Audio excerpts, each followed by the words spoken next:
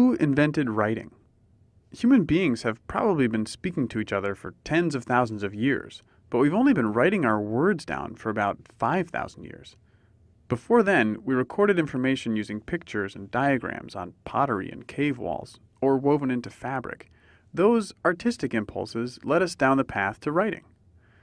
The writing system that we use in English actually started with the Sumerian culture, sometime between 4500 BC and 1750 BC in Lower Mesopotamia, which is modern-day Iraq and Syria.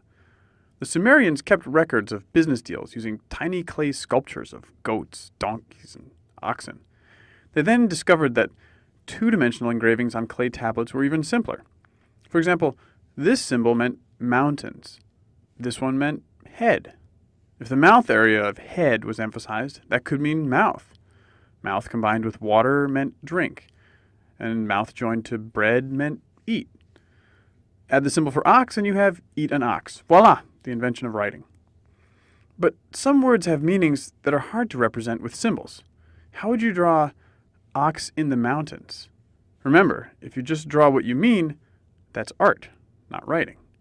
In order for this to be writing, the symbol has to stand for the word. Can you read this? It's a famous quote from Hamlet by William Shakespeare.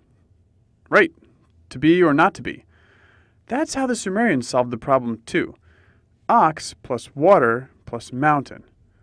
What does water have to do with anything? Well, the Sumerian word for water sounded just like their word for in. So, ox in mountains. Linguists call this rebus writing.